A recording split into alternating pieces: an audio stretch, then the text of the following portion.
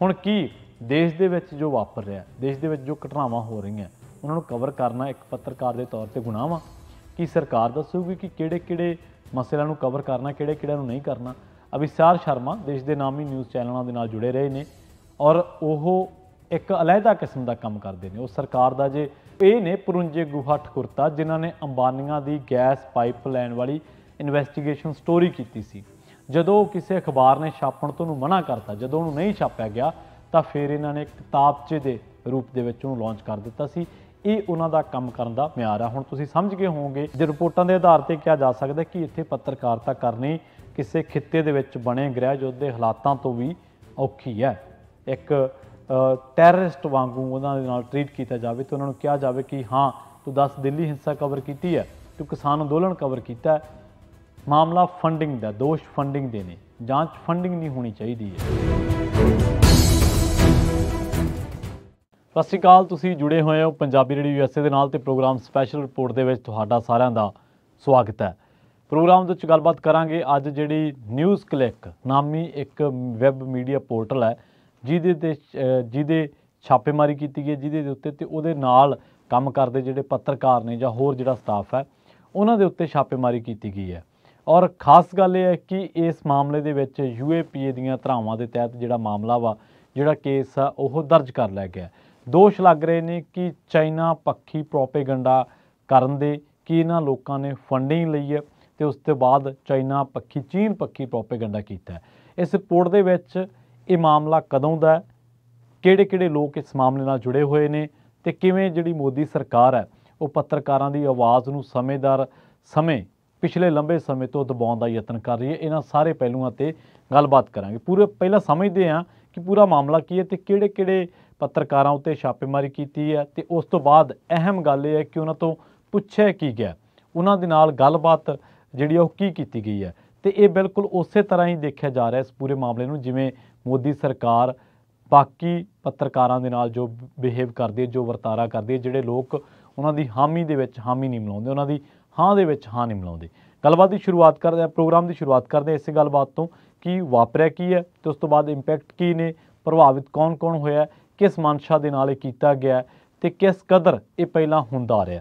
ਗੱਲਬਾਤ ਕਰਦੇ ਹਾਂ। ਸਪੈਸ਼ਲ ਸੈੱਲ ਦਿੱਲੀ ਦਾ ਜਿਹੜਾ ਦਿੱਲੀ ਪੁਲਿਸ ਦਾ, ਉਹਨੇ ਇਹ ਕਾਰਵਾਈ ਕੀਤੀ ਹੈ ਕਿ news click online news portal news click ਤੇ ਇਸ ਦੇ ਪੱਤਰਕਾਰਾਂ ਦੇ ਖਿਲਾਫ ਪੈਸੇ ਲੈ ਕੇ ਚੀਨ ਪੱਖੀ ਪ੍ਰੋਪੇਗੰਡਾ ਕਰਨ ਦੇ ਦੋਸ਼ ਦੇ ਵਿੱਚ ਦਹਿਸ਼ਤਗਰਦੀ ਰੋਕਣ ਦੇ ਲਈ ਬਣਾਏ ਗਏ ਗੈਰ ਕਾਨੂੰਨੀ ਸਰਗਰਮੀਆਂ ਰੋਕੂ ਕਾਨੂੰਨ UAPA ਦੇ ਤਹਿਤ ਨਵਾਂ ਕੇਸ ਦਰਜ ਕੀਤਾ। ਉਸ ਨੇ ਦਿੱਲੀ ਦੇ ਨਾਲ ਲੱਗਦੇ ਸ਼ਹਿਰਾਂ ਦੇ ਵਿੱਚ ਕਰੀਬ 30 ਥਾਵਾਂ ਤੇ ਛਾਪੇਮਾਰੀ ਕੀਤੀ ਹੈ। ਹੁਣ ਪੂਰਾ ਮਾਮਲਾ ਸ਼ੁਰੂ ਕਿੱਥੋਂ ਹੋਇਆ? ਅਮਰੀਕੀ ਅਖਬਾਰ ਹੈ ਨਿਊਯਾਰਕ ਟਾਈਮਜ਼, ਉਹਦੇ ਵਿੱਚ ਇੱਕ ਰਿਪੋਰਟ ਛਪਦੀ ਹੈ ਕਿ ਨਿਊਜ਼ ਕਲਿੱਕ ਨੂੰ ਅਰਬਪਤੀ ਨੇਵਲ ਰਾਏ ਸਿੰਘਮ ਨੇ ਪੈਸੇ ਲੈ ਕੇ ਚੀਨ ਪੱਖੀ ਪ੍ਰਚਾਰ ਕਰਵਾਇਆ। ਕਾਂਗਰਸ ਦੇ ਬੁਲਾਰੇ ਪਵਨ ਖੇੜਾ ਨੇ ਗੱਲ ਕਹੀ ਹੈ ਕਿ ਇਹ ਛਾਪੇ ਬਿਹਾਰ ਦੇ ਵਿੱਚ ਜਨਗਣਨਾ ਦੇ ਸਾਹਮਣੇ ਆਏ ਨਤੀਜਿਆਂ ਤੋਂ ਲੋਕਾਂ ਦਾ ਧਿਆਨ ਭਟਕਾਉਣ ਦੇ ਲਈ ਨੇ। ਸਭਾ ਪ੍ਰਧਾਨ ਅਖਿਲੇਸ਼ ਯਾਦਵ ਨੇ ਵੀ ਟਿੱਪਣੀ ਕੀਤੀ ਹੈ। ਉਹਨਾਂ ਨੇ ਕਿਹਾ ਕਿ ਛਾਪੇ ਹਾਰ ਦੀ ਭਾਜਪਾ ਦੀ ਨਿਸ਼ਾਨੀ ਹੈ, ਕੋਈ ਨਵੀਂ ਗੱਲ ਨਹੀਂ ਹੈ। ਇਮਾਨਦਾਰ ਖਬਰ ਨਵੀਸਾਂ ਤੇ ਭਾਜਪਾਈ ਹੁਕਮਰਾਨਾਂ ਨੇ ਹਮੇਸ਼ਾ ਛਾਪੇ ਮਾਰੇ ਆ।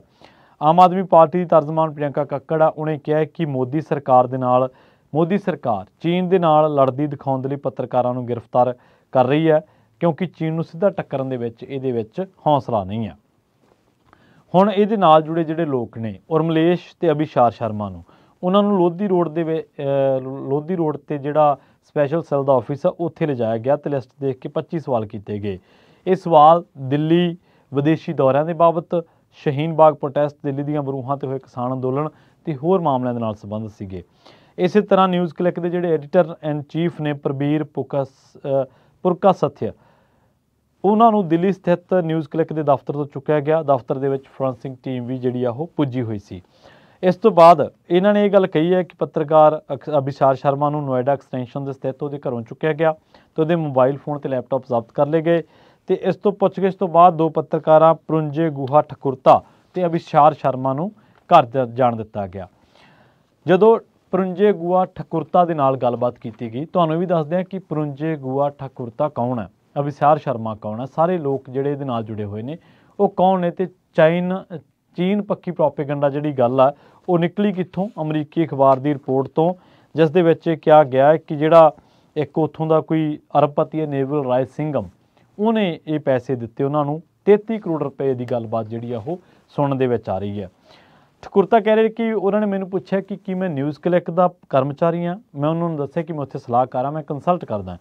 उस तो बाद उन्होंने पूछा कि मैं दिल्ली दंगियां कवर किया, कि मैं किसान अंदोलन कवर किया, उन्होंने मेरी तनख्वाह पूछी तो जिहदा मैं जवाब दिता। हुण की देश दे विच जो वापर रहा, देश दे विच जो घटनावां हो रही हैं, उन्होंने कवर करना एक पत्रकार के तौर पर गुनाह वा?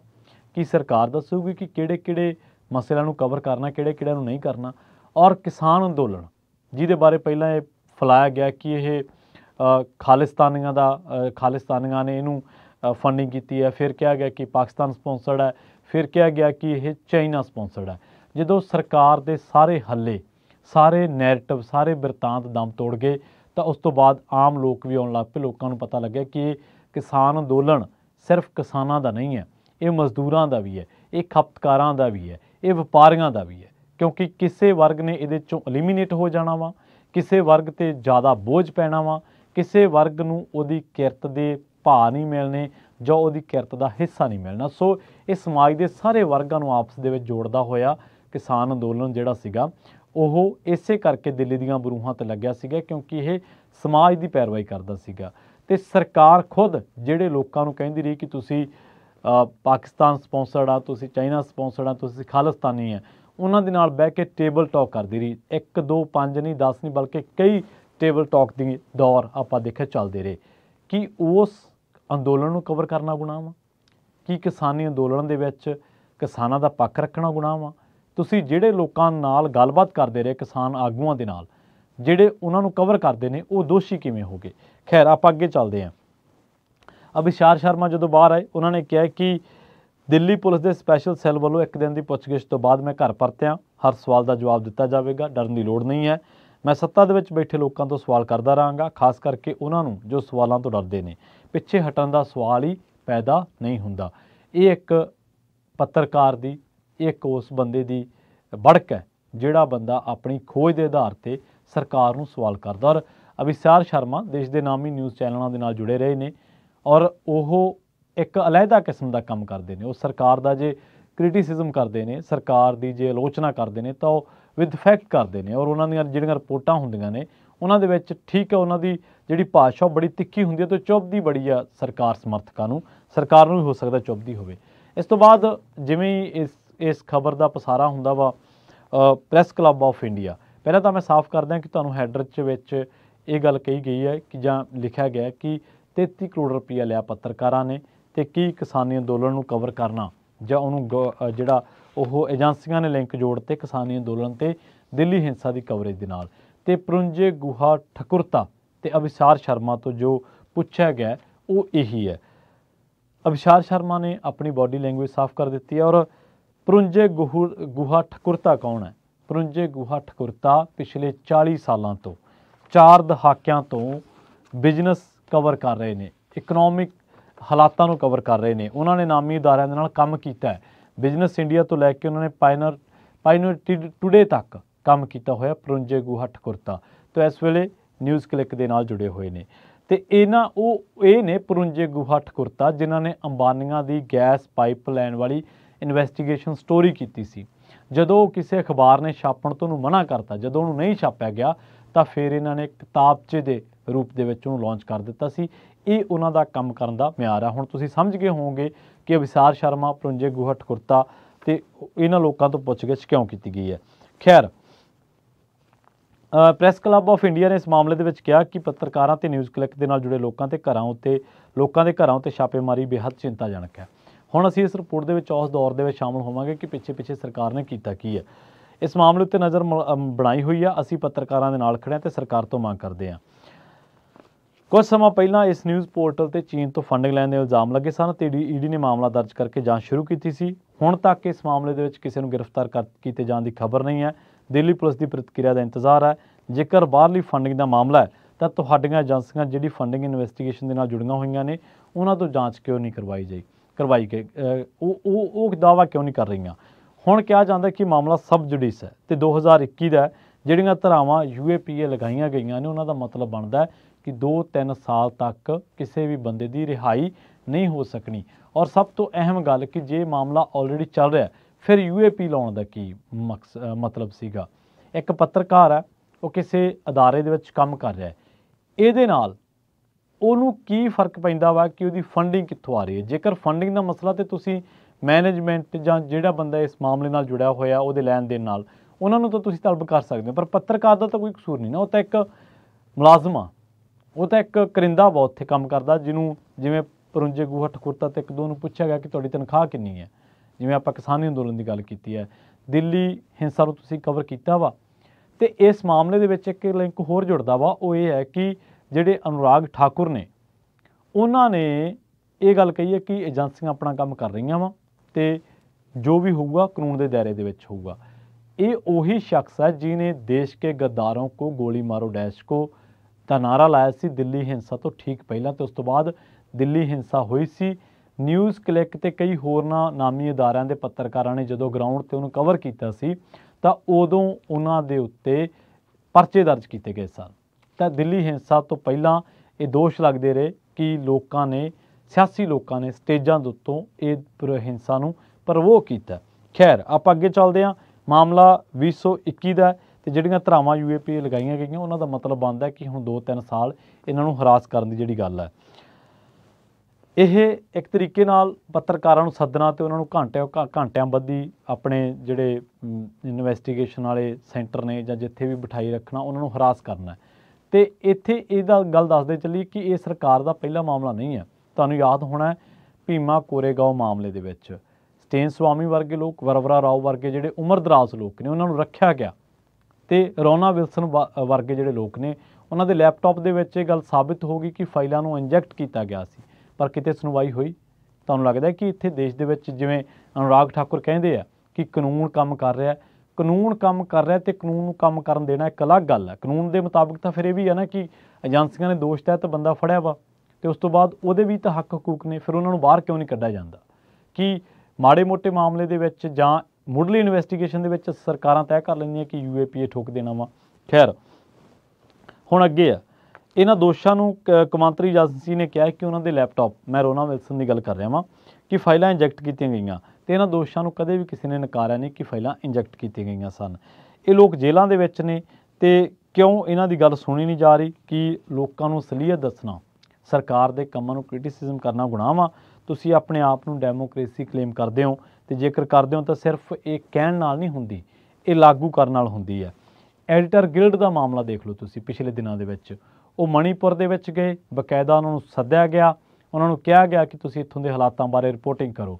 ਜਦੋਂ ਉਹਨਾਂ ਨੇ ਰਿਪੋਰਟਿੰਗ ਕੀਤੀ ਤਾਂ ਉਹਨਾਂ ਨੇ ਦੇਖਿਆ ਕਿ ਉਹਨਾਂ ਦੀ ਫਾਈਨਿੰਗ ਦੇ ਵਿੱਚ ਇਹ ਗੱਲ ਸਾਹਮਣੇ ਆਈ ਕਿ ਸਰਕਾਰ ਜਿਹੜੀ ਉਹ ਬਹੁ ਗਿਣਤੀ ਦੇ ਨਾਲ ਹੈ, ਤੇ ਜਿਹੜੀ ਘੱਟ ਗਿਣਤੀ ਹੈ ਖਾਸ ਕਰਕੇ ਕੁੱਕੀ ਭਾਈਚਾਰਾ, ਕਈ ਇਲਾਕਿਆਂ ਦੇ ਵਿੱਚ ਉਹਨਾਂ ਉੱਤੇ ਬਹੁਤ ਜ਼ਿਆਦਾ ਜ਼ਬਰ ਹੋ ਰਿਹਾ ਵਾ, ਜ਼ੁਲਮ ਹੋ ਰਿਹਾ ਵਾ। ਕਈ ਇਲਾਕਿਆਂ ਦੇ ਵਿੱਚ ਮਤਈ ਤੇ ਵੀ ਹੋ ਰਿਹਾ, ਇਹਦੇ ਵਿੱਚ ਕੋਈ ਦੋ ਰਾਏ ਨਹੀਂ।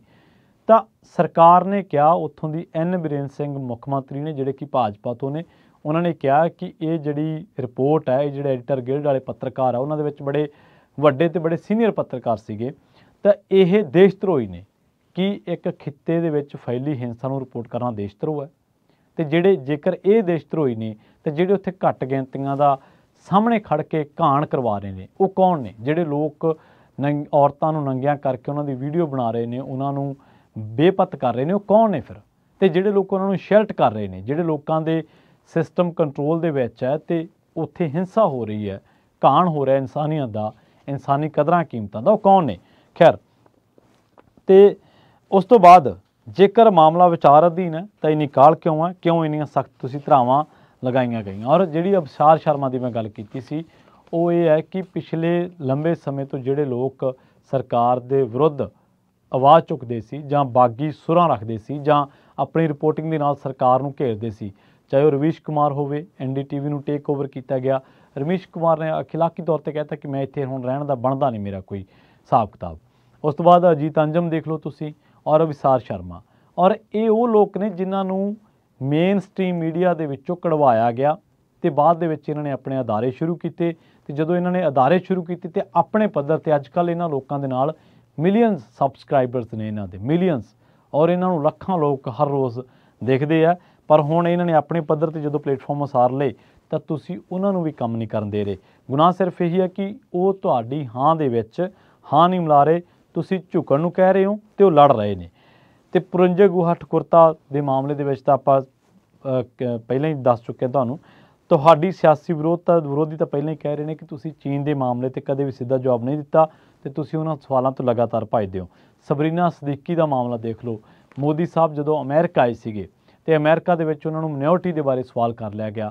ਜਦੋਂ ਮਿਨੋਰਟੀ ਦੇ ਬਾਰੇ ਸਵਾਲ ਕੀਤਾ ਗਿਆ ਤਾਂ ਉਸ ਬੀਬੀ ਨੂੰ, ਸਬਰੀਨਾ ਸਦੀਕੀ ਜੀ ਦਾ ਨਾਮ ਸੀਗਾ, ਉਹਨੂੰ ਟਰੋਲ ਕੀਤਾ ਗਿਆ। ਇਸ ਤੋਂ ਇਲਾਵਾ ਤੁਸੀਂ ਦੇਖ ਲਓ ਕਿ ਹਾਥਰਸ ਗੈਂਗਰੇਪ ਮਾਮਲੇ ਦੇ ਵਿੱਚ ਪੱਤਰਕਾਰਾਂ ਨੂੰ ਉੱਥੇ ਜਾਣ ਨਹੀਂ ਦਿੱਤਾ ਗਿਆ। ਯੋਗੀ ਸਰਕਾਰ ਦੇ ਰਾਜਕਾਲ ਦੇ ਵਿੱਚ ਇੱਕ ਪੱਤਰਕਾਰ ਤੇ ਸਿਰਫ ਇਸ ਕਰਕੇ ਮਾਮਲਾ ਦਰਜ ਕਰ ਲਿਆ ਗਿਆ, ਜੇਲ੍ਹ ਸੁੱਟ ਦਿੱਤਾ ਗਿਆ ਉਹਨੂੰ, ਕਿਉਂਕਿ ਉਹਨੇ ਮਿਡ ਡੇ ਮੀਲ ਦੀ ਸਟੋਰੀ ਕੀਤੀ ਸੀਗੀ।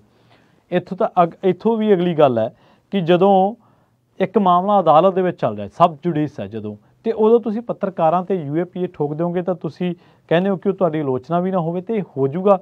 ਮੀਡੀਆ ਦੀ ਆਜ਼ਾਦੀ ਦੇ ਮਾਮਲੇ ਦੇ ਵਿੱਚ ਭਾਰਤ ਦਾ 180 ਦੇਸ਼ਾਂ ਦੇ ਵਿੱਚੋਂ 161ਵਾਂ ਸਥਾਨ ਆ। ਜੇ ਰਿਪੋਰਟਾਂ ਦੇ ਆਧਾਰ ਤੇ ਕਿਹਾ ਜਾ ਸਕਦਾ ਕਿ ਇੱਥੇ ਪੱਤਰਕਾਰਤਾ ਕਰਨੀ ਕਿਸੇ ਖਿੱਤੇ ਦੇ ਵਿੱਚ ਬਣੇ ਗ੍ਰਹਿ ਯੁੱਧ ਦੇ ਹਾਲਾਤਾਂ ਤੋਂ ਵੀ ਔਖੀ ਹੈ, ਇਹ ਕਿਹਾ ਜਾਂਦਾ ਹੈ। ਔਰ ਜਦੋਂ ਤੁਹਾਨੂੰ ਤੁਹਾਡੇ ਪੱਤਰਕਾਰਾਂ ਉੱਤੇ ਤੁਹਾਡੀਆਂ ਏਜੰਸੀਆਂ ਇਸ ਤਰੀਕੇ ਨਾਲ ਉਹਨਾਂ ਨੂੰ ਇੱਕ ਟੈਰਰਿਸਟ ਵਾਂਗੂ ਉਹਨਾਂ ਦੇ ਨਾਲ ਟਰੀਟ ਕੀਤਾ ਜਾਵੇ ਤੇ ਉਹਨਾਂ ਨੂੰ ਕਿਹਾ ਜਾਵੇ ਕਿ ਹਾਂ ਤੂੰ 10 ਦਿੱਲੀ ਹਿੰਸਾ ਕਵਰ ਕੀਤੀ ਹੈ, ਤੂੰ ਕਿਸਾਨ ਅੰਦੋਲਨ ਕਵਰ ਕੀਤਾ ਹੈ, ਮਾਮਲਾ ਫੰਡਿੰਗ ਦਾ, ਦੋਸ਼ ਫੰਡਿੰਗ ਦੇ ਨੇ, ਜਾਂਚ ਫੰਡਿੰਗ ਨਹੀਂ ਹੋਣੀ ਚਾਹੀਦੀ ਹੈ। ਉਹ ਕੀ ਕੰਮ ਕਰ ਰਹੇ ਨੇ ਦੇਸ਼ ਦੇ ਵਿੱਚ ਹੀ ਤਾਂ ਕਰ ਰਹੇ ਨੇ ਨਾ, ਦੇਸ਼ ਦੀਆਂ ਘਟਨਾਵਾਂ ਨੂੰ ਹੀ ਤਾਂ ਉਹ ਰਿਪੋਰਟ ਕਰ ਰਹੇ ਨੇ। ਤੇ ਜੇਕਰ ਇਹ ਘਟਨਾਵਾਂ ਨੂੰ ਰਿਪੋਰਟ ਕਰਨਾ ਵੀ ਗੁਨਾਹ, ਫਿਰ ਸਰਕਾਰ ਸਿੱਧੇ ਹੀ ਪੱਤਰਕਾਰਾਂ ਨੂੰ ਕਹਿ ਦੇ ਕਿ ਤੁਸੀਂ ਨਾ ਤਾਂ ਐਡੀਟਰ ਗਿਲਡ ਦੇ ਵਫਦ ਦੇ ਤੌਰ ਤੇ ਤੁਸੀਂ ਮਣੀਪੁਰ ਦੇ ਵਿੱਚ ਜਾ ਸਕਦੇ ਆ, ਨਾ ਤੁਸੀਂ ਪੰਜਾਬ ਦੀ ਗੱਲ ਕਰ ਸਕਦੇ ਆ, ਪੰਜਾਬੀਆਂ ਦੀ ਗੱਲ ਕਰ ਸਕਦੇ ਆ, ਤੁਹਾਨੂੰ ਖਾਲਿਸਤਾਨ ਦੇ ਨਾਲ ਜੋੜ ਦਿੱਤਾ ਜਾਂਦਾ, ਤੁਹਾਨੂੰ ਹੋਰ ਬਥੇਰਾ ਕੁਝ ਕਿਹਾ ਜਾਂਦਾ। ਤੇ ਜੇਕਰ ਇਸੇ ਤਰ੍ਹਾਂ ਹੀ ਹੈ ਫਿਰ ਇੱਕ ਪ੍ਰੈਸ ਨੋਟ, ਫਿਰ ਇਹ ਡੈਮੋਕ੍ਰੈਟਿਕ ਜਿਹੜੀ ਡੈਮੋਕ੍ਰੇਸੀ ਵਾਲਾ ਸਿਸਟਮ ਹੈ, ਕਲੇਮ ਕਰਨ ਦੀ ਕੀ ਲੋੜ ਹੈ? ਫਿਰ ਤੁਸੀਂ ਸਿੱਧਾ ਕਹਿ ਦਿਓ ਕਿ ਸਰਕਾਰ ਦਾ ਪ੍ਰੈਸ ਨੋਟ ਆਊਗਾ ਤਾਂ ਛਾਪਦੇ ਕਰੋ। ਸੋ ਸਰਕਾਰਾਂ ਦੇ ਵਿੱਚ ਸਰਕਾਰਾਂ ਦੀ ਆਲੋਚਨਾ ਵੀ ਹੁੰਦੀ ਹੈ ਤੇ ਸਰਕਾਰਾਂ ਨੂੰ ਆਲੋਚਨਾ ਦਾ ਮਾਦਾ ਝੱਲਣ ਦਾ ਜਿਹੜਾ ਮਾਦਾ ਵਾ ਆਲੋਚਨਾ ਨੂੰ ਝੱਲਣ ਦਾ, ਉਹ ਵੀ ਸਰਕਾਰਾਂ ਨੂੰ ਕਿਤੇ ਨਾ ਕਿਤੇ ਰੱਖਣਾ ਚਾਹੀਦਾ। ਐਡੀਟਰ ਗਿਲਡ ਦਾ ਮਾਮਲਾ ਦੇਖਿਆ ਆਪਾਂ, ਇਸੇ ਤਰ੍ਹਾਂ ਰੋਨਾ ਵਿਲਸਨ ਭੀਮਾ ਕੋਰੇਗਾਉਂ ਦਾ ਮਾਮਲਾ ਦੇਖਿਆ, ਇਸੇ ਤਰ੍ਹਾਂ ਹਾਥਰਸ ਗੈਂਗਰੇਪ ਦਾ ਮਾਮਲਾ ਦੇਖਿਆ, ਇਸੇ ਤਰ੍ਹਾਂ ਤੁਸੀਂ ਦੇਖ ਲਓ ਕਿ ਜਿਹੜਾ ਮਿਡ ਡੇ ਮੀਲ ਦਾ ਮਾਮਲਾ ਦੇਖਿਆ, ਇਸੇ ਤਰ੍ਹਾਂ ਆਪਾਂ ਦੇਖਿਆ ਕਿ ਜਿਹੜਾ ਹੁਣ ਮੀਡੀਆ ਦੀ ਆਜ਼ਾਦੀ ਦੇ ਮਾਮਲੇ ਦੇ ਵਿੱਚ ਭਾਰਤ ਖੜਾ ਕਿੱਥੇ ਹੈ। ਸੋ ਇਸੇ ਕਰਕੇ ਇਹਨਾਂ ਜਿਹੜੇ ਪੱਤਰਕਾਰ ਨੇ, ਨਿਊਜ਼ ਕਲਿੱਕ ਦੇ ਨਾਲ ਜੁੜੇ ਜਿਹੜੇ ਅਦਾਰੇ ਨੇ, ਉਹਨਾਂ ਦੇ ਉੱਤੇ ਜਿਹੜੀ ਛਾਪੇਮਾਰੀ ਹੋਈ ਹੈ ਔਰ ਜਿਹੜੀਆਂ ਧਾਰਾਵਾਂ ਤਹਿਤ ਕੇਸ ਦਰਜ ਕੀਤਾ ਗਿਆ, ਉਹਦੀ ਨਿੰਦਾ ਹੋ ਰਹੀ ਹੈ ਦੇਸ਼ ਭਰ ਦੇ ਵਿੱਚ। ਔਰ ਇਸ ਕਰਕੇ ਹੋ ਰਹੀ ਹੈ ਕਿਉਂਕਿ ਉਹਨਾਂ ਦੇ ਪਿੱਛੇ ਜਿਹੜੇ ਕਾਰਨ ਦੱਸੇ ਗਏ ਨੇ ਉਹਨਾਂ ਬਾਬਤ ਹਾਲੇ ਏਜੰਸੀਆਂ ਕੋਈ ਵੀ ਠੋਸ ਸਬੂਤ ਹੈ ਜਿਹੜਾ ਉਹ ਨਹੀਂ ਲਿਆ ਸਕੀਆਂ। ਬਹੁਤ ਬਹੁਤ ਧੰਨਵਾਦ। ਜਲਦ ਮਿਲਾਂਗੇ ਇੱਕ